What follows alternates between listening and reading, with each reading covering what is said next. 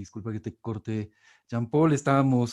Buenas tardes, amigos que nos siguen a través del canal de Facebook de Fundamedios y también de Voces del Sur, de esta alianza de 8 organizaciones de América Latina que monitoreamos el estado de la libertad de prensa.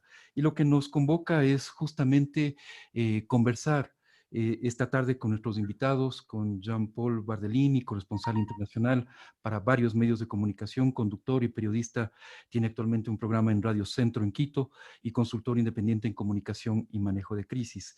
Y también nos acompaña Fabiola Santana, licenciada en comunicación social, magíster en comunicación, marketing político, con una amplia experiencia cubriendo noticias judiciales y políticas para TC Televisión. Así que damos la bienvenida a todos quienes se unen a partir de este momento a esta transmisión. Les decía que el tema que nos convoca es justamente cómo hacer periodismo de forma segura en medio de esta pandemia mundial, de este brote que está castigando además severamente a nuestro país y en especial a la ciudad de Guayaquil. Comencemos por ahí, Jean-Paul, Fabiola, si les parece. Esta tarde hemos tenido que lamentar el quinto fallecimiento de un periodista, de un comunicador, en este caso de un fotógrafo de Diario Extra. ¿Qué pasa? ¿Por qué los comunicadores estamos muchas veces en la primera línea, pero eh, no estamos adoptando las medidas de seguridad apropiadas y esto se está yendo de control, se está saliendo de control? Sí, César, buenas tardes. Buenas tardes, Fabiola, y a quienes nos escuchan a través de este webinar que me parece fundamental empezar a repensarnos entre todos en comunicación. Yo creo que el COVID-19, la presencia del SARS-CoV-2 nos está marcando un antes y un después en todo sentido, y la comunicación no tiene por qué cambiar o ser distinta al mundo. El mundo va a cambiar después de esto y la comunicación debe cambiar después de esto, el manejo de personal en las empresas, cómo vamos a trabajar. Antes el teletrabajo era una opción para millennials, hoy es una necesidad absoluta para poder mantener circulando la economía, en el motor económico trabajando. Entonces, ¿por qué no pensar en que al periodismo le va a pasar lo mismo que a la sociedad? Y no estoy hablando de la sociedad ecuatoriana en nuestro caso. Al periodismo le va a pasar lo que le pasó a la sociedad en China, a la sociedad en Corea, a la sociedad en Italia, a la sociedad en España, en Estados Unidos. Depende de la decisión política de un gobierno cuánto tiempo se demore en ver qué tan cierto es y qué tan alto es el riesgo. Y a eso le sumas la vulnerabilidad propia, ahí sí, de cada país. En el caso de Ecuador, en el caso del tercer mundo, las vulnerabilidades hacen que nuestros riesgos aumenten al máximo. Y a los periodistas le pasa lo que a la sociedad. No estamos preparados para hacer una cobertura a conciencia con un enemigo invisible. O sea, tú ahora te olvidas, o sea, crees que solo la persona que está con mascarilla es la que te podría infectar y en el hospital. Y en toda la cobertura, desde el recorrido que sales del canal hasta que llegas al lugar de cobertura, relajas tu bioseguridad. No puedes relajarlo.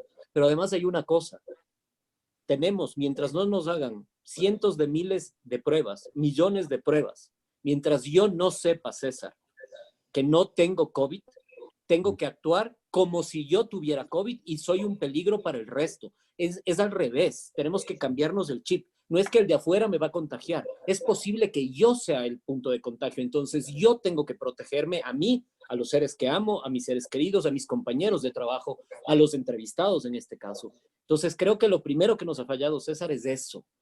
Nadie estaba preparado para un enemigo invisible que se esconde, que además no te ataca, sino a veces tú, yo, Fabiola, nadie sabe si es que lo tiene o no, porque los asintomáticos son un altísimo porcentaje. Claro, claro. Ese es el enemigo invisible y no estamos preparados, César. Así es, y sobre el tema de las pruebas vamos a conversar, sin duda alguna vamos a profundizar. Fabiola, ¿cómo ves? Primero, obviamente, este número trágico de 5 periodistas comunicadores ya fallecidos. por el COVID, o incluso algunos con sospecha de COVID porque no se llegó a realizar las pruebas respectivas. Y tenemos una lista de 17 periodistas que están en aislamiento en este momento, que las autoridades les han señalado que no pueden justamente tener ningún contacto social porque estarían también con sospecha de COVID. Eh, Sí, sí. ¿Cuál es ¿Qué tu tal, percepción? César? ¿Cómo estás, Jean-Paul? Qué gusto compartir este foro con ustedes. Y bueno, definitivamente la muerte de nuestros colegas nos ha golpeado sobremanera a todos. En lo personal, cuando empezó la crisis en Ecuador, cuando se anunció el primer caso de COVID-19, mi empresa decidió aislarme, la empresa en la que trabajo decidió aislarme inmediatamente porque yo estuve en la época de carnaval, mi familia es de la provincia de Los Ríos, mi hermana es médico, había tenido contacto con la paciente cero, yo tuve contacto con mi hermana, fuimos a visitar a mi madre.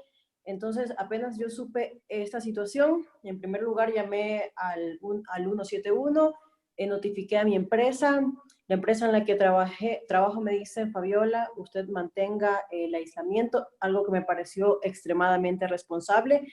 Era el inicio, no sabíamos, como decía Jean Paul, el enemigo invisible al que nos estábamos enfrentando. Y bueno, mantuve el aislamiento, llamé al 171, no tuve respuestas, me dijeron que iban a llegar personal médico para que puedan evaluar mi caso, pero no llegaron. La empresa se estuvo valiendo con los certificados que le emitían a mi hermana, las visitas que le hacían a mi hermana, la temperatura, todo. Y respecto, una vez que mi hermana salió del aislamiento, yo también pude. Bueno, o sea, uno lleva el periodismo en la sangre y la adrenalina, o lo último recordamos el paro nacional, todo lo que pasó, pero son escenarios súper diferentes, o sea, no hemos vivido un escenario así, y en lo personal, yo me acuerdo que me integré un viernes y enseguida un sobrevuelo para ver cómo está Quito, que vayas al hospital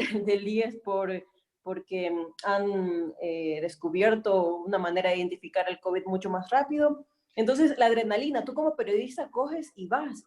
Y en plena Fabiola, entrevista. te interrumpo un segundo, vamos a retomar tu respuesta, pero tuvimos una pequeña, en este momento se cayó la transmisión y vamos a retomarla. Entonces, dame un segundo y la Perfecto. volvemos a conectarnos.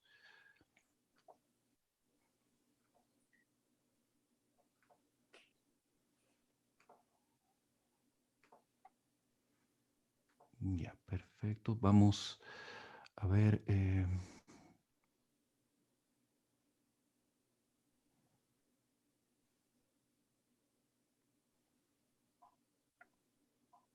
Como decía Jean-Paul, esto de tener que acostumbrarse a nuevas A nuevas herramientas. formas, por Sí, supuesto. es complicado, pero bueno, lo vamos a lograr. Ya. Aparte que es hora de alto tráfico en Internet. Sí. Eso, correcto. Claro. Ahora que todos los días es domingo tarde, imagínate.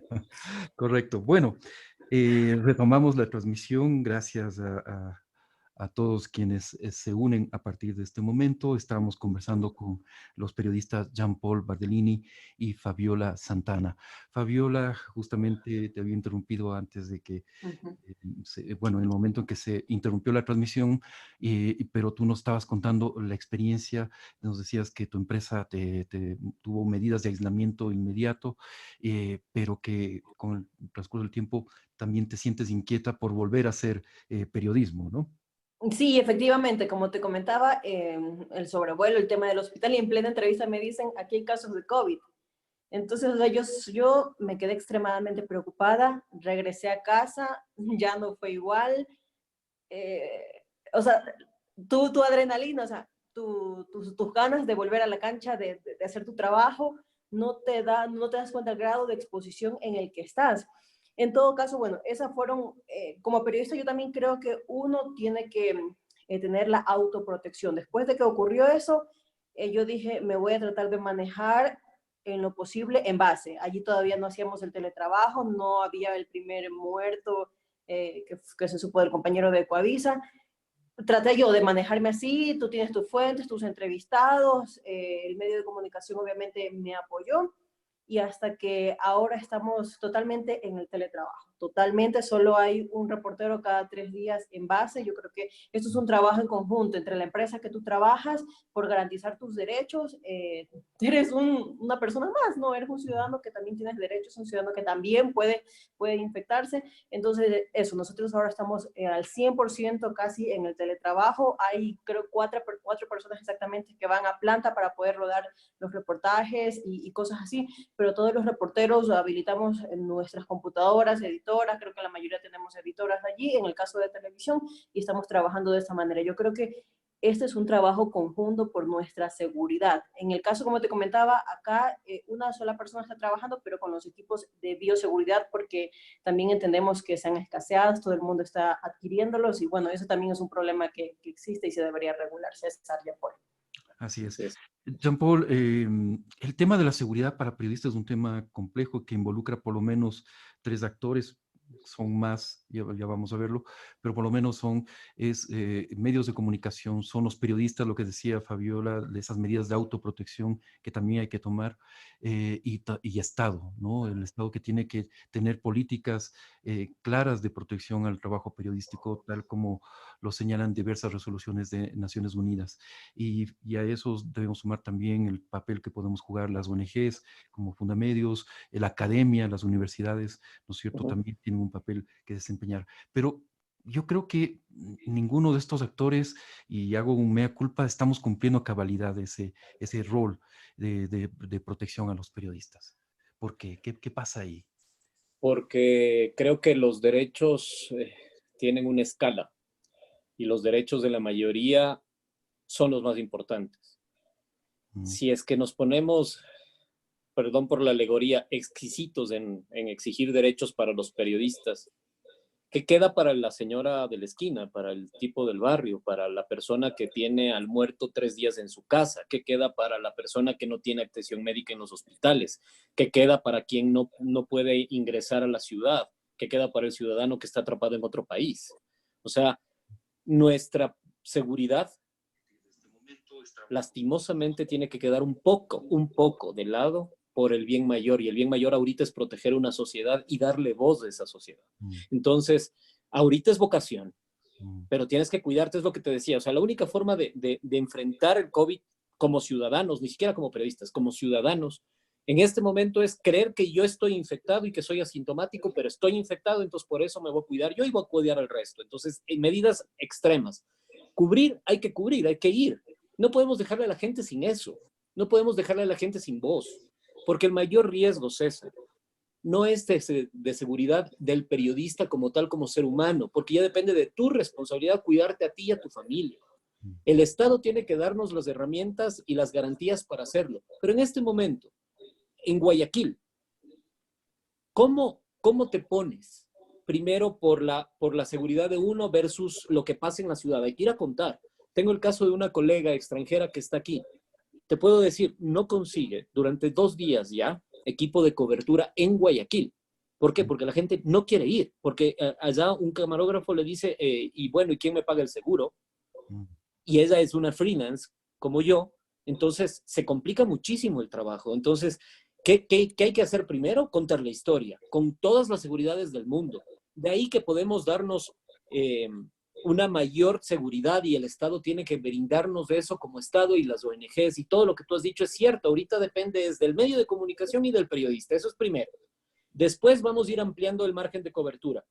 Pero tengamos claro que si cedemos un poquitito en esta lucha de informar bien, nos ganan las redes, nos gana la inmediatez, nos gana la desinformación. Si nosotros dejamos de informar con contexto, nos gana la desinformación. Y en Ecuador hay 2 virus. El peor es el de la desinformación que se está implantando, ¿ya? Y en el mundo hay otro. En el mundo ya hay gobiernos que, aprovechando de esto, están limitando la libertad de expresión. En Hungría ya tienes un caso, y hay una ley que está, todos los temas de salud, no, es solamente la voz estatal, ¿no? Hay países en donde la palabra se ha bloqueado. O sea, ya no hay cómo hablar de coronavirus. La investigación que se está llevando adelante de cómo el gobierno chino ha manejado esto y la cantidad de veces que bloqueó coberturas de medios internacionales en su territorio durante el inicio de la pandemia. Entonces, cuidado. Cuidado, como siempre, los poderes van a utilizar esto para implantar silencio, para implantar miedo. Entonces, por el miedo personal, no podemos ceder en la protección del derecho de la comunicación que ahora tienen todos los ecuatorianos, especialmente la ciudad de Guayaquil. Porque lo de Guayaquil, que utilicen en este momento, César, que se utilice la pandemia, que se utilice el dolor de la gente, que se utilice la realidad, todo lo que hemos visto que sucede, que se malutilice, que sea un arma ahora de uso político, por lo menos es miserable y creo yo que es hasta criminal. Fabiola, cuál es tu visión al respecto? Bueno, sí, concuerdo con Jean Paul. El Estado debe garantizarnos también, sobre todo, el acceso a estos equipos de bioseguridad, por ejemplo, así como se está tratando de ayudar a los enfermeros, a los médicos y a todos los que tienen que ver con el sector de salud, de seguridad. Nosotros también estamos en ese grupo que se les ha permitido, por decirlo de alguna manera, salir a trabajar y evitar la desinformación. Entonces, por ende, se nos tiene que garantizar en primer lugar la dotación de equipos de bioseguridad, porque si bien es cierto, nosotros no podemos dejar de informar, pero tampoco podemos ir desprotegidos a la calle, en primer lugar. En segundo lugar, el Estado nos debe entregar información precisa, veraz y transparente. Hoy el presidente de la República, Lenín Moreno, ha salido en cadena nacional y se ha referido a este tema y dijo que van a transparentar las cifras, así sean dolorosas. Significa que hay algunos videos y algo que no era tal vez tan falso como se ha dicho, ¿no? Entonces, eso en segundo lugar. Lo otro también considero yo que esta crisis nos puede dejar algunas oportunidades. Es también el uso de la tecnología, ¿no? Ahí el gobierno también, o sea, nos debe garantizar el tema del acceso a las telecomunicaciones. Como decía, a esta hora se empieza a caer el internet, o sea, debemos de, como periodistas, tener todas las garantías para poder informar a todas las personas y en lo que medianamente tu empresa, de pronto, y en mi caso el teletrabajo, y puedes entregar la información de acuerdo a tus fuentes, lo que te van enviando, lo que te van precisando. Y bueno, sobre todo, más que nada, el estado del acceso a la información y otra cosa, el tema de las pruebas del COVID-19. No estamos abastecidos, creo yo, completamente. ¿Cuántas personas mueren sin saber si era realmente coronavirus? Lo mismo está pasando con los periodistas, entonces a veces un poco te desmoralizas, porque ¿con qué garantía tú vas a poder trabajar? El tema de las casas de salud, ya en algún momento está colapsado el sistema sanitario.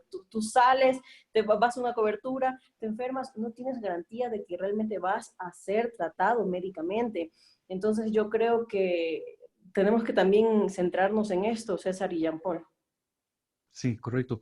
Y ese tema de las pruebas es realmente fundamental y es parte de de esta danza de cifras que hemos visto, ¿no? Es decir, el gobierno proporciona cifras diariamente.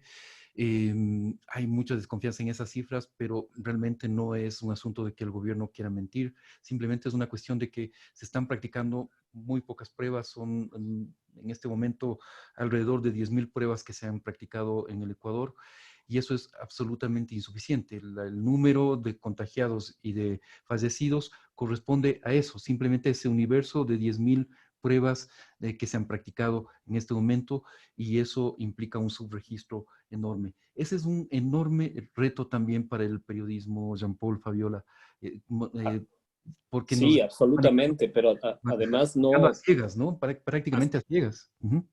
a ciegas, pero además porque yo creo que la debilidad propia del momento político del gobierno y el intentar no afectar la economía, que es algo que también hay que medir, han estado como intentando medir tiempos, pero aquí estamos hablando de vidas humanas. Entonces, dictamos la restricción de movilidad, no todavía, pero se les adelantó el alcalde Yunda, gracias a Dios en Quito.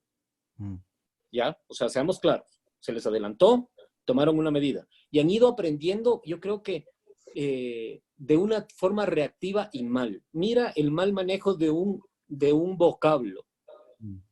Haber dicho fosa común, cuando en ningún momento se ha pensado en abrir un hueco y meter cientos de cadáveres. sin identificación, sin protocolo, sin nada. Eso es una fosa común. Lo que se estaba buscando en Guayaquil era otra cosa, pero se lo dijo mal, se lo vendió mal, no se ha expresado de una manera adecuada. No tenemos la claridad de las cifras. Por supuesto que no, precisamente por eso. Y me parece que el principal error es de unos creer que todo es tremendista y apocalíptico y de otros intentar aguantarlo por prudencia.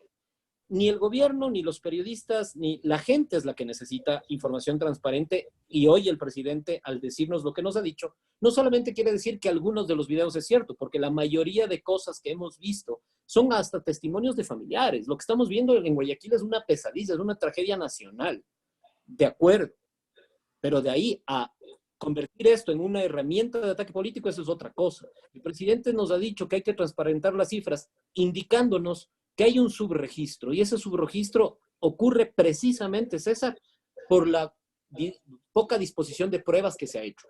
Tú no puedes tener una medición en base a 10.000 casos en un país en donde sus dos principales ciudades, sus dos principales provincias tienen contagio comunitario. Tú lo que tienes que hacer es garantizar que la mayor cantidad de población pueda hacerse las pruebas. Ahora, no podemos utilizar estas pruebas rápidas en el momento inicial del contagio, y eso hay que tenerlo claro. No nos sirve de nada traer y estás en momento inicial, porque te va a resultar un falso negativo, porque tú no mide la presencia del virus, mide la reacción de tu cuerpo al virus. Esos son anticuerpos y se demoran entre 5 y 6 a 8 días. Entonces, yo puedo estar, me hago la prueba, sale negativa, salgo a la calle y contagio a la gente. Entonces, ahora, en este momento, cuando ya en una ciudad como Quito tienes a la gente guardada 15 días y traes esas pruebas, ya puedes hacer algo más seguro y te puede servir de tamizaje. Pero el gobierno tiene que empezar diciéndonos la verdad sin miedo. Si nos dicen las cosas como son, si es que nos dicen, vean, hay esta cantidad de muertos y vamos a demorarnos en decirles cuántos son de COVID, pero los muertos por enfermedad respiratoria son tantos. Hoy, de una manera exitosa y responsable, vi en un canal de televisión, hermano, que lo que hizo fue recoger las cifras de distintos puntos y sumarlas, compararlas con lo del gobierno. El gobierno nos decía 93 víctimas mortales en la mañana, más 76 que están en revisión. La policía, solo la policía, 455 muertos, solo la policía. Y en 3 días en los 2 hospitales, 126 muertos. El problema es que en el registro de los hospitales, como no hay capacidad de hacer ni el análisis de presencia de COVID en los cadáveres, ni la autopsia, lo que dice es muerto por neumonía, muerto por insuficiencia respiratoria, posible COVID. Entonces no nos han estado sumando eso por no alarmarnos. Pero es peor que la gente no te crea. Si eres un gobierno, es peor que la gente no confíe en tus cifras. Es preferible que nos digas, mira, hay 400, confirmados por ahora 93. Ahora, este subregistro sucede en todos los países del mundo, ¿no? Porque claro, finalmente, y más con un virus como este, ¿no? Exactamente, porque finalmente, una vez más, solo mide aquellas pacientes que ya están, que ya han sido sometidos a las pruebas y dan positivo. Entonces, ese subregistro depende mucho de la capacidad de un país por tener pruebas inmediatas. En este caso, en el Ecuador, hemos tenido muy poca capacidad de pruebas, pero es un reto, Fabiola, también trabajar en esas condiciones, ¿no? Como decías, hace un momento casi a ciegas, ¿no? Así es, Jean-Paul también manifestaba el tema de preservar la economía, pero allí también, o sea, imagínate, por un lado no puedes conseguir la cantidad de pruebas por tema económico, digamos así, aunque los ministros han descartado ese tema, pero por otro lado estás teniendo actos de corrupción como la adquisición de mascarillas, otros insumos médicos, a mucho más del doble de lo que vale en un mercado. Entonces, ¿de qué estamos hablando? Entonces, yo creo que el gobierno no debe escatimar esfuerzos en tratar de adquirir la cantidad de pruebas necesarias, porque si bien es cierto, eso es lo que nos va a ayudar un poco a frenar este contagio, saber quién sí, quién no. La gente no está respetando al 100% el tema de quedarse en las casas, eso lo sabemos, eso es cierto, pero si bien es cierto, también no estás logrando entregar las cifras reales a la ciudadanía, no por el tema tal vez de querer mentir, sino porque no lo puedes confirmar a tiempo. Entonces yo creo que el gobierno ha perdido, si bien es cierto, credibilidad. Las redes sociales nos están ganando pese a que nos dicen que no nos informamos allí, pero son cosas que suceden, son cosas que están a la vista. Entonces yo creo que sí debemos de cambiar de estrategia y sobre todo abastecernos de las pruebas, de los insumos médicos para tratar de alguna manera el COVID y también de los equipos de bioseguridad, César y yo. Sí, eso es realmente urgente, pero el mercado mundial al parecer está saturado. Ha habido denuncias, por ejemplo, leía una entrevista al presidente de la región de Lombardía en Italia, y era realmente lo que decía. En este momento, además, el mercado mundial está lleno de delincuentes que te venden cualquier cosa a precios exorbitantes, absolutamente. Y bueno, lo hemos visto en el Ecuador también. El ministro de Salud de Perú también se quejaba de lo mismo. La- la- el reto del periodismo, a todo lo que hemos conversado, se suma esta noción de que se trata de una pandemia y por lo tanto es un tema global, es un tema que no solamente podemos reducirlo a nuestro país y que hay que ver, estar obviamente con los pies asentados en el Ecuador, pero con la mirada puesta en muchas regiones del mundo donde podemos ver cómo evoluciona esto, ¿no? Y Sí. este reto me parece interesante también al mismo tiempo. Por eso yo te empezaba diciendo, el mundo va a cambiar a partir de ahora y el periodismo y la comunicación tiene que cambiar a partir de ahora. La comunicación porque va a ser la herramienta para todo. O sea, mira, ahora hay un noticiero de televisión en el que trabaja Fabiola, en el que la mayoría de sus reporteros está haciendo teletrabajo y solo tienen un equipo en base para cobertura en calle. Esa es su estrategia. Otro canal de televisión en donde además mis condolencias para Ecuavisa tienen la pérdida de Víctor y también de uno de sus productores, de Ángela, a quien todos estimamos muchísimo, y ahora conocer también la pérdida de este compañero fotógrafo en Guayaquil. Entonces, en Ecuavisa también han tomado una decisión y han restringido un poco su planta y le están dividiendo, y así cada uno va a tener su estrategia, ¿ya? Pero tenemos que pensar que no es que somos una burbuja dentro de la burbuja.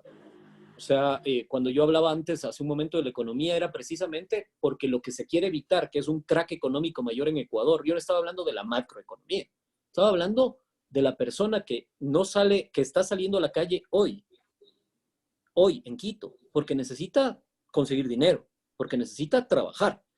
Tú no puedes mantener, ya nos acaban de aumentar 10 días más. O sea, antes era hasta el 5 de abril. Esta mañana ya nos dijeron que va a ser hasta el 15, o sea, hasta el 12, y de ahí probablemente va a ir gradualmente recuperándose la normalidad. La normalidad no va a ser así. Primero, los chicos van a estar en casa. Hay familias que no tienen en dónde dejar a los chicos. ¿Qué vamos a hacer con eso? ¿Qué vamos a hacer además en un mundo en donde esta pandemia, mientras no tengamos una vacuna, es muy probable que tengamos de estas cuarentenas 2 o 3 en los próximos año y medio? ¿Y cómo vamos a sobrevivir a eso? ¿Y cómo vamos a comunicar eso? ¿Y cómo vamos a manejar la comunicación interna en las empresas? ¿Cómo vas a evitar que los empleados pierdan conexión, este sentirte parte de tu empresa en el momento en que vas a vivir trabajando en casa? Y tú no le puedes exigir las 8 horas y el mismo ritmo de trabajo a una mamá que además tiene que ser mamá y maestra de los 2 guaguas que están sentados a su lado durante la mañana. Entonces el teletrabajo, el liderazgo, la empresa, la comunicación, el noticiero, todo va a cambiar. Y el mundo cambia, y además cada país va a tomar decisiones diferentes de acuerdo a su realidad. Una cosa es la Alemania actual y la Europa actual y Estados Unidos, que tienen 2 billones de dólares para mover su economía, y otra cosa es Ecuador, que no tiene para comprar mascarilla. Correcto. Y aquí la gente, ¿qué hacemos? O sea, ¿cuánto tiempo más, César, la gente puede quedarse en casa 0 ingresos? ¿Cuánto tiempo más? ¿Una semana? ¿2? Y ahí corremos el riesgo de que si el gobierno no entiende esto y empieza a buscar una salida en conjunto con el sector privado, y aquí el gobierno quítale bandera y quítale hasta nombre, estoy hablando del Estado ecuatoriano. Si no vemos una solución, lo más probable es que en unas semanas perdamos todo lo ganado en capacidad de evitar el contagio masivo. Porque si la gente, por desesperación, vuelve a la calle, perderemos la protección de habernos guardado en casa el 70% de la población de Quito. Pero no puedes tenerlo más tiempo. Entonces, hay que replantearnos todo. Y no es posible si no tenemos una moratoria de ataque político en este momento. O sea, yo creo que más allá de que el gobierno no tenga la credibilidad suficiente y haya quemado todos sus fusibles comunicacionales, sí deberíamos buscar algo que nos aglutine y que nos permita tomar 5 o 6 decisiones claves para poder afrontar lo que se viene. Son 18 meses al menos claves en los que tendremos una vacuna comprobada circulando en el planeta. ¿Cuándo llegue acá? ¿A qué costo? Ya hemos visto cómo funciona. Esto también es un negocio y los países más grandes, las superpotencias, acapararán el medicamento en un principio. O sea, el mundo, cada país defiende a su gente y los más pobres y los que tenemos problemas somos los que estamos con mayores vulnerabilidades. Y la comunicación va a ser vital. La comunicación no puede seguir en el Ecuador dividida entre, como dice mi compañero, colega y compadre Daniel Montalvo, entre istas. El Ecuador es puro ista, o eres del un ista, o eres del otro ista, o eres correísta, o eres morenista, o eres ista. Entonces, la comunicación también se partió. Entonces tenemos que reencontrarnos, encontrar un punto medio. El punto medio es subsistir al COVID. Empezar a pensar como comunidad, como medios, como ciudadanos. Porque lo que viene mañana y pasado mañana, a lo mejor volvamos en 2 días a medio trabajar. Y si en 15 días encontramos un brote en ciudad tal, otra vez todos los niños a la casa, otra vez todos se paralizan todos los trabajos. ¿Cuántos de esas vueltas, de estas recurrencias vamos a poder soportar en lo económico, en lo anímico? No nos olvidemos, César, de un tema fundamental en la protección de los periodistas. Yo fui testigo de gran cantidad incluyéndome y de varios colegas que cubrimos la zona cero en el terremoto de Pedernales. Y éramos la mayoría periodistas con años de trayectoria que habíamos cubierto desastres naturales por el mundo varias veces. Pero cubrirlo en tu tierra, con tus muertos y con la devastación y el abandono que había ahí, nos quebró a la mayoría. Regresamos enfermos, regresamos con depresión, la mayoría. Así Y en es. este momento, tener un bajón anímico que te baja las defensas, te vuelve en pasto para que el SARS-CoV-2 se mete en tu cuerpo y te dé COVID. O sea, tenemos que pensar en todo esto, César. Es más grande de lo que creemos, mucho más grande de lo que creemos. Correcto, y retomo eso, Jean-Paul, el tema psicológico, porque ese es un tema que muchas veces la salud mental, y especialmente de una profesión tan complicada como es el periodismo, no se lo toma muy en cuenta, pero lo hemos visto en primera persona. Tú decías lo del terremoto, pero también lo vimos en el impacto que causó el asesinato del equipo periodístico de Diario Por El Comercio, supuesto, que por justamente supuesto. vamos a conmemorar 2 años el próximo martes. Lo vimos en octubre, en las manifestaciones de octubre, ¿no es cierto? Hubo un gran impacto psicológico en muchos periodistas que se sentían amenazados por el hecho de salir a alguna cobertura normal. Y ahora, con esto, con lo que está pasando, Fabiola, ese impacto psicológico tan fuerte, ¿cómo se lo maneja? ¿Cómo lo manejan? ¿Lo manejas tú, tus colegas del noticiero? Bueno, como en cada cobertura en la que hemos corrido peligro, ustedes supieron en mi caso cuántas veces tuve y cómo escapar en algunas ocasiones, pero yo más allá de eso, yo quiero hacer un llamado a todos los colegas. Nosotros no podemos dejar de informar, tenemos que agarrar fuerzas de donde no tenemos y seguir informando, no podemos parar. El llamado también es a que en cada cobertura lo hagamos con esa autoprotección que yo digo.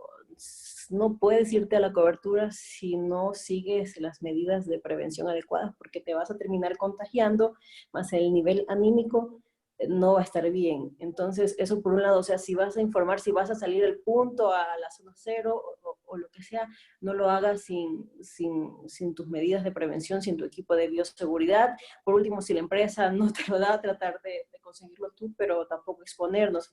A las empresas también que hacen comunicación, yo creo que esta es la oportunidad de tratar de explotar todas las herramientas tecnológicas que existen.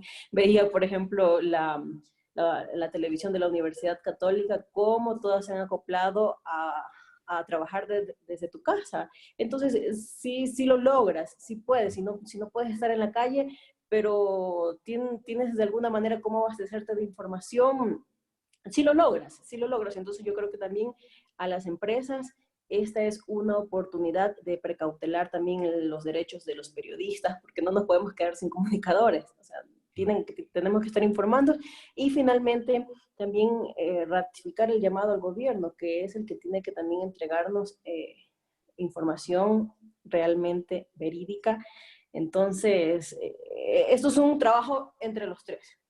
El periodista como tal, la empresa del medio de comunicación y el gobierno nacional. Ustedes también como Fundamedios están allí atrás, entiendo, de tratar de que los derechos de los colegas comunicadores se estén cumpliendo en lo que cabe, porque tenemos que estar allí al pie de la batalla y bueno, o sea, el tema de lo psicológico no habría en sí una medicina exacta, o sea, cada escenario ha sido diferente en los momentos, cuando fue nuestros compañeros periodistas, cuando fue el terremoto, todos lloramos, cuando fue el paro nacional, todos lloramos, tal vez, o sea, los que nos están viendo, nosotros también somos seres humanos, de pronto salimos a la calle, estamos con el micrófono, con la grabadora, con la cámara, con lo que sea, estamos con la adrenalina haciendo nuestro trabajo, pero de repente tú ya entras a tu casa, cierras la puerta y al menos yo sí me he quebrado, yo sí he llorado, o sea, yo sí me he desesperado,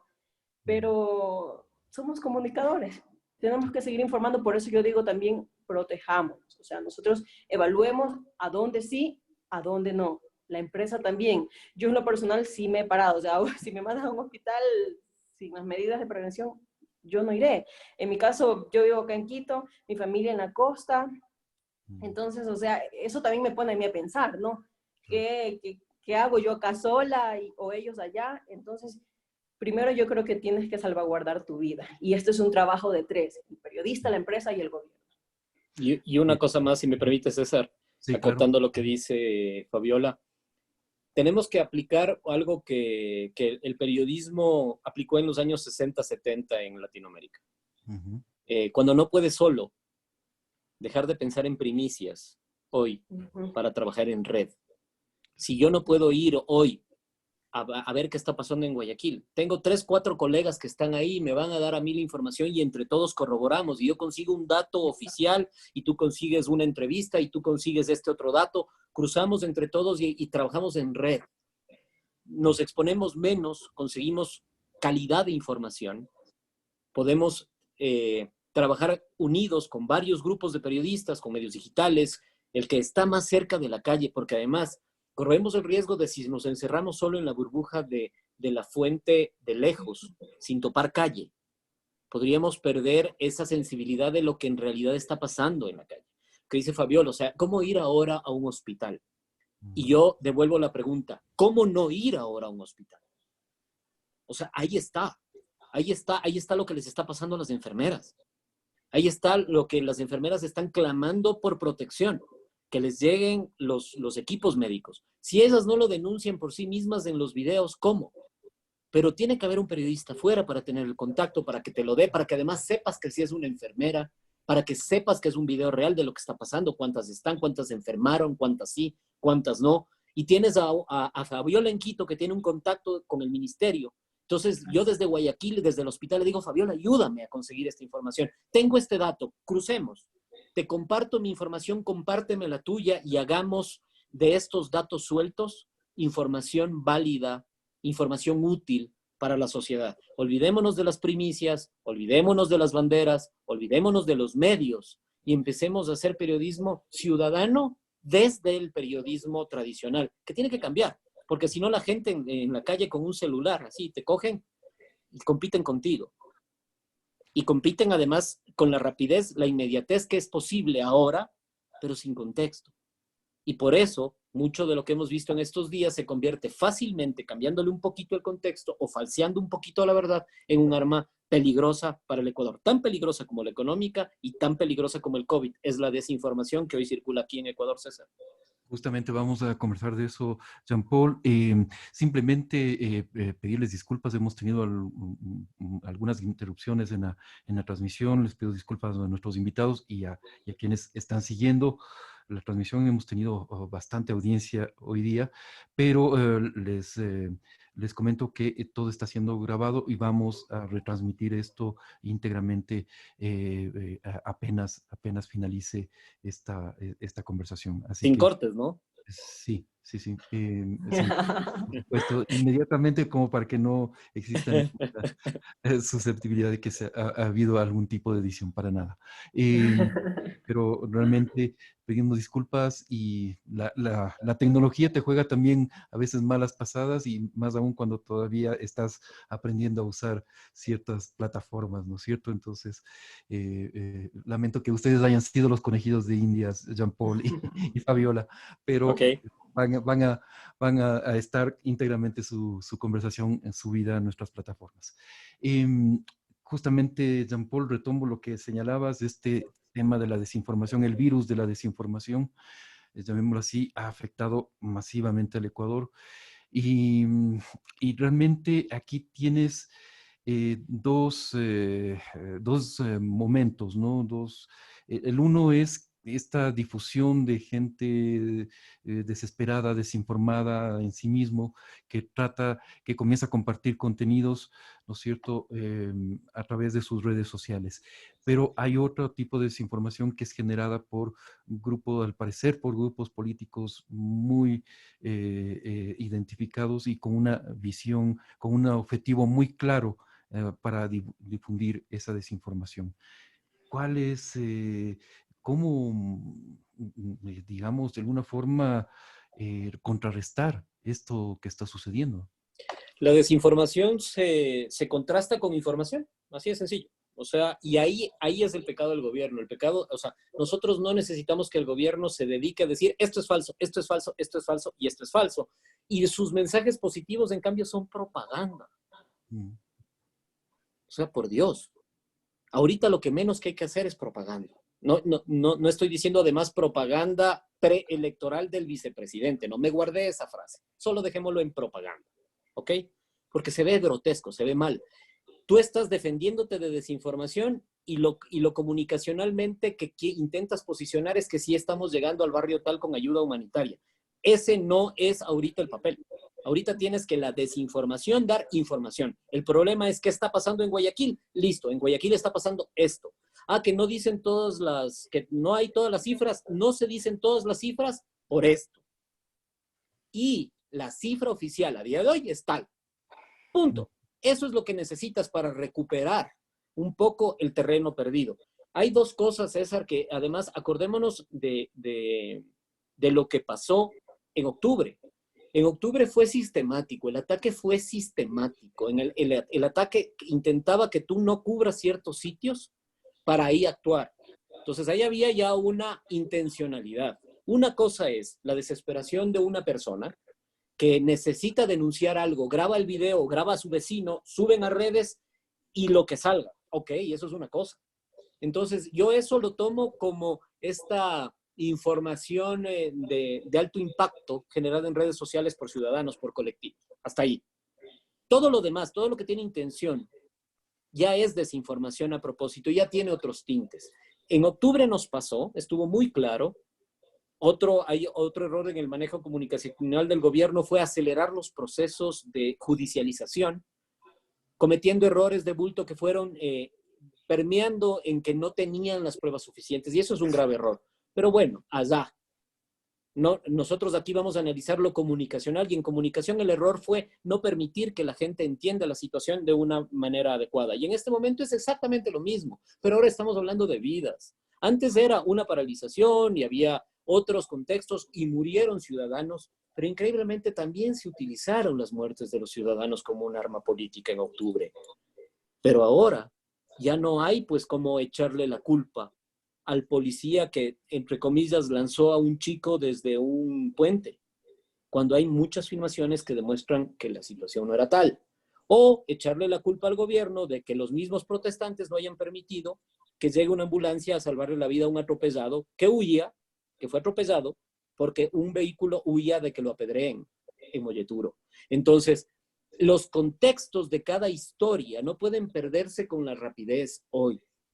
Y los contextos de hoy, el dolor de la gente que tiene el cadáver de su familiar 3 días en la sala y que tiene que arrastrarlo y dejarlo en el patio, ese dolor, como te dije, para mí es miserable utilizar eso como un arma política, pero también es miserable no responder de forma adecuada.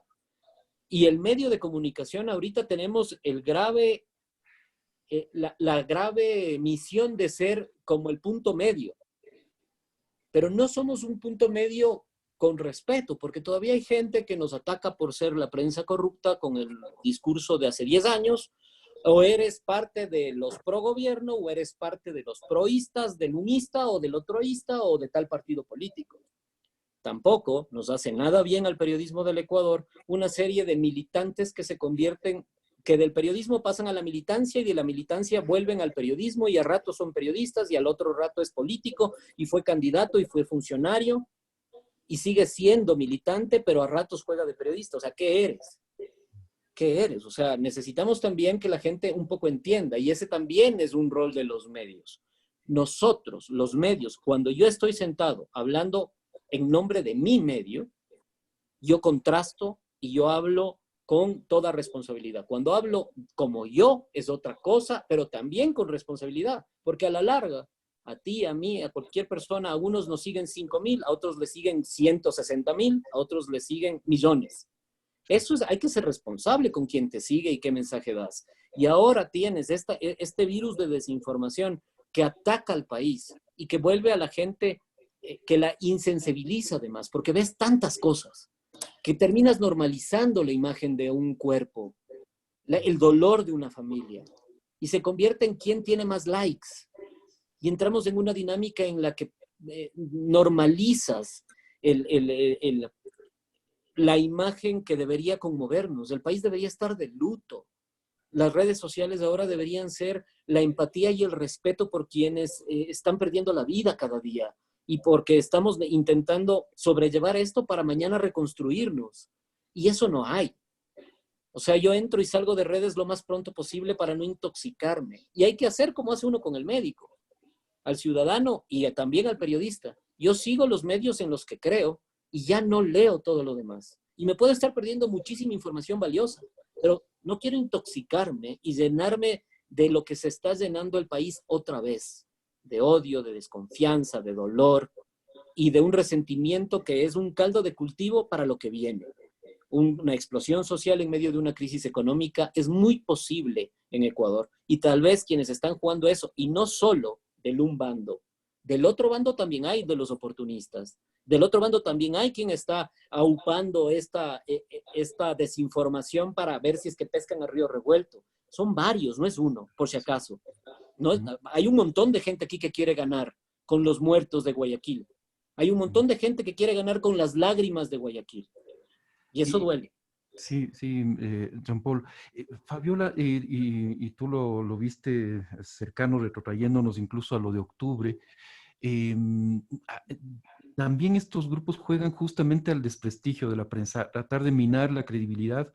Bueno, lo vimos durante 10 años con todo ese discurso estigmatizante alrededor del periodismo y de los medios de comunicación, especialmente privados, pero eso asaltó con fuerza a grupos de población y lo vimos en octubre y lo estamos comenzando a ver de nuevo ahora. La gente básicamente dice los medios nos mienten, los medios ocultan la verdad, no me están diciendo que, por ejemplo, todas estas teorías de la conspiración que surgen, ¿no? De que el COVID en realidad fue elaborado en un laboratorio, de que ha sido una, etcétera, etcétera, todo lo que surge. ¿Cómo recuperar esa confianza de la población en los medios de comunicación y en los periodistas, Fabiola? Informando, informando lo que es evidente, lo que existe y lo que no se puede ocultar por más de que se quiera. Y bueno, si tú me preguntas, ¿realmente existe desinformación? O sea, sí, eso es evidente. En octubre lo vivimos. En mi caso, por ejemplo, recuerdo que el paro nacional fue un jueves y lunes era la audiencia de casación de Jorge Glass. Yo intenté informar desde los exteriores y empezaron a ponerme un celular al frente, a gritarme barbaridades y media porque creo que están entrenados para insultarte. Y yo traté de huir de la parte de la manifestación y grabé mi informe finalmente dentro de la Corte Nacional de Justicia porque afuera no se podía y tampoco yo no me iba a poner a enfrentar a esas personas. Y ese video grabado un lunes lo viralizaron jueves diciendo que te sé que Fabiola no está informando dónde está realmente la manifestación, sino que está informando donde no hay nada, mintiéndole al país, y eso se viraliza. Eso se viraliza. Entonces, sí, sí son dos escenarios diferentes. Por ejemplo, creo yo, en octubre, una de las estrategias era prácticamente hacer sentir mal al periodista, despecharlo. Y claro, pues tú salías a la calle y ya sabías que tenías que quitarle el cubo a tu micrófono, tenías que ibas con miedo. La agresión era evidente, la agresión era tal. Otro día, yo transmitiendo supuestamente segura desde un parqueadero, eh, en una terraza, y luego querían tomarse el edificio, nos obligaron a salir por cornisas. Entonces yo creo que en ese momento era despechar a los periodistas para que no salgamos a la calle y no informemos, y a su vez obviamente atacar al gobierno y no darnos a nosotros también la oportunidad de informar. Ahora las noticias falsas también van enfocadas a desprestigiar al gobierno, pero también se están jugando con el dolor ajeno, con el dolor de muchas personas. Entonces, de que existe la desinformación a todos los que nos están viendo, o sea, no crean en todo lo que les llega, en todo lo que les envían, pero aquí también nuevamente el llamado al gobierno nacional, o sea, transparentemos la información sin miedo a nada. Incluso de esta manera las personas van a poder ser conscientes realmente de lo que está ocurriendo, de la dimensión que ustedes tal vez la conocen porque están allí en las reuniones del COE, porque están revisando las cifras, pero las otras personas no. Y claro, allí es cuando dan ellos mismos como gobierno este lugar, a que se nutran las personas de las noticias falsas, porque no estamos entregando las verdaderas. Estamos pidiendo que las personas están muriendo en sus domicilios, en sus casas. Entonces no se puede tapar lo evidente, Jean Paul y César. Sí, así es, evidentemente. Jean-Paul, bueno, tenemos ya 8 minutos para terminar esta charla y quisiera que nos concentráramos en qué nos espera hacia el futuro. Algo se ha esbozado en la conversación, tú lo has señalado, que esto va a ser un mundo distinto, ¿no es cierto? Y que tenemos que acostumbrarnos incluso a una nueva normalidad en la cual vamos a estar quizás recluidos un tiempo en las casas, otros momentos con una movilidad limitada, pero evidentemente este mundo se está reconfigurando. ¿Y hacia dónde crees tú que se va a reconfigurar? Hay dos teorías que han surgido en estos días. Uno, que el mundo se encamina hacia la vigencia de regímenes más autoritarios, en los cuales se controla más a la población y se limitan las libertades y derechos de los ciudadanos. Hay otros que dicen que no, que esto va finalmente a desembocar en una superación de este momento y de que puede triunfar un modelo más democrático. ¿Hacia dónde estamos? ¿Tú por dónde ves que puede caminar el mundo y el oficio de periodista en este mundo tan complejo, ¿no? La historia de la humanidad. Esto ha pasado siempre.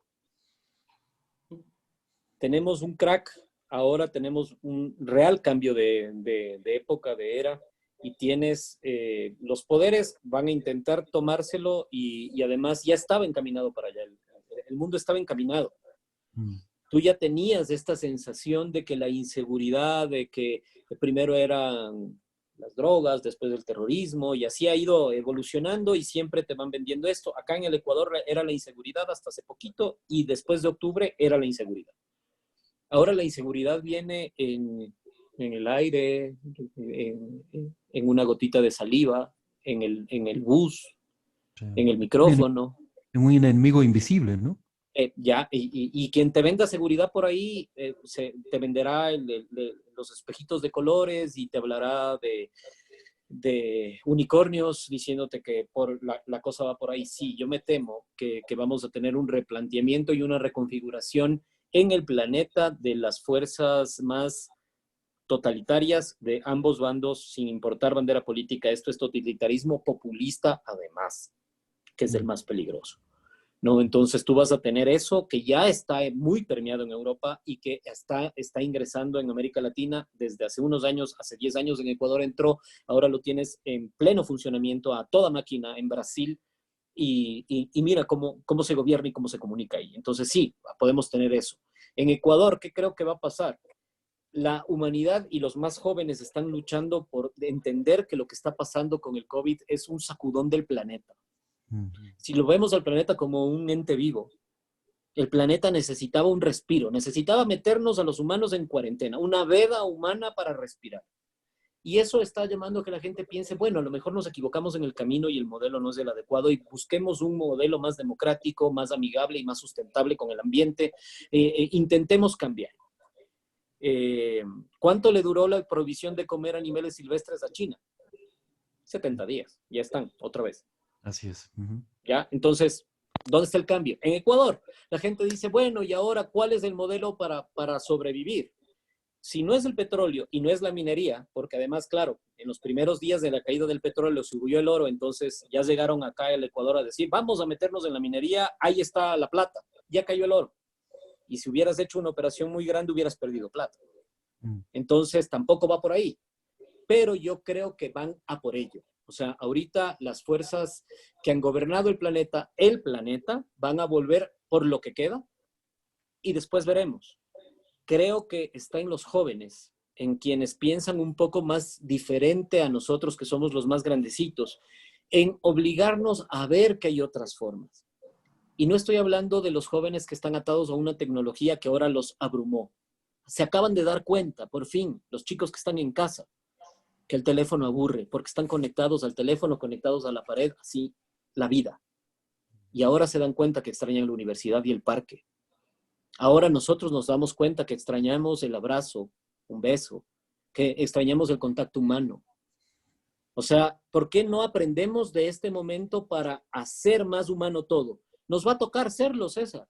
El cambio comunicacional va a ser, a mí me parece que los medios van a tener que empezar a ser más cercanos a la gente para acercarla. El Zoom, que es el medio que estamos utilizando en este momento, nos permite tener esta interacción.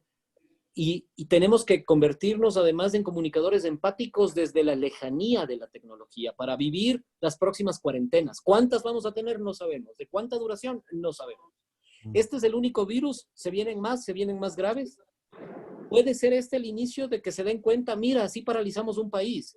Y que eso que hemos hablado toda la vida de una guerra bioquímica o bacteriológica, pueden darse cuenta, mira, funciona. Entonces, pensar en que de aquí puede venir ya el modelo de ataque por ahí es posible. También para lo malo. Esto no solo es para lo bueno, aquí se aplica todo. Y el planeta va a cambiar. Y tenemos que cambiar con el planeta. Y Ecuador necesita un cambio. Y Ecuador va a tomar una decisión vital en los próximos días en una elección presidencial. Y espero que en estos meses de reflexión, todos lleguemos por lo menos a tomar 5 acuerdos. ¿Qué vamos a hacer en lo económico para salvar las empresas y dejar de ver al empresario como un enemigo? ¿Que hay abusivos? Sí, que hay que sancionarlos. Pero el empresario es el que genera trabajo y a él, ahorita los trabajadores, van a tener que ponerse de su lado y probablemente no cobrar un par de meses para salvar la empresa y empezar a cobrar después. Porque es eso o quedarte sin trabajo. Y desde ahí, ¿cómo vamos a comunicar eso? Y el gobierno, ¿cómo va a pedir ayuda? ¿Y a quién? ¿Cuáles son los acuerdos mínimos?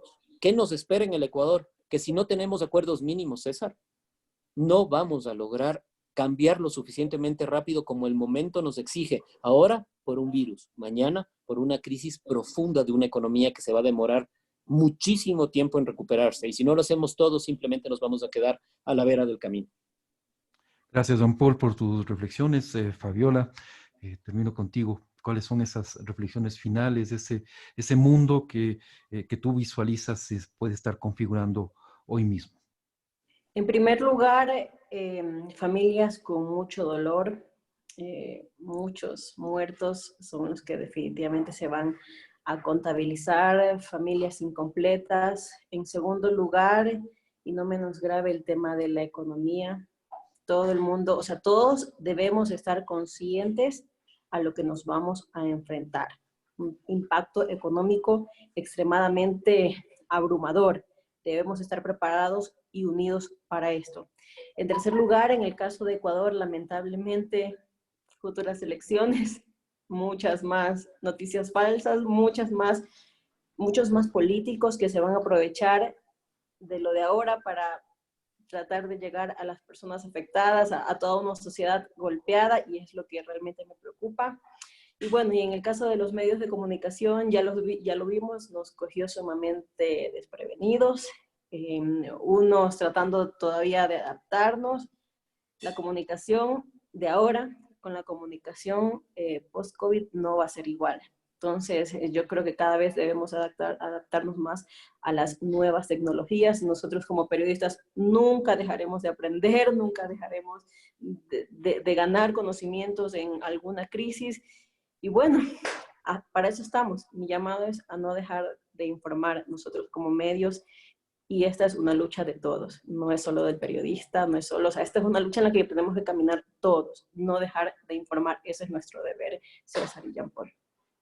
Gracias, Fabiola.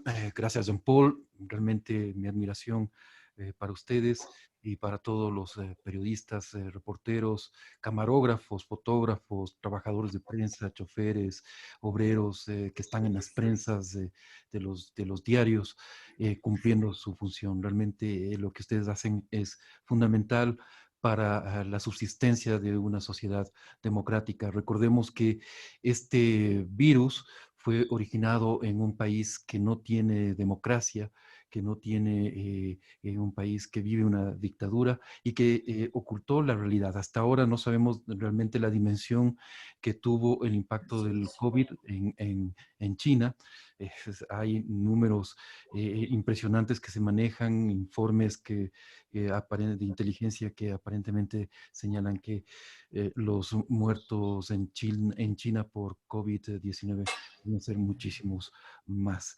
Y también eso nos recuerda el valor del trabajo periodístico, del periodismo libre, de la libertad de expresión, de la libertad de prensa. Gracias, Jean Paul, gracias, Fabiola, y a todos ustedes, amigos que han seguido esta transmisión, esta accidentada transmisión. Les pido una vez más disculpas. Lo vamos a volver a transmitir enseguida. Vamos a simplemente a bajar la grabación de este foro tan interesante y enseguida lo vamos a volver a transmitir para que ustedes lo puedan seguir de forma completa. Un fuerte abrazo y nos estamos viendo en una próxima oportunidad. Un abrazo. Saludos. Abrazo.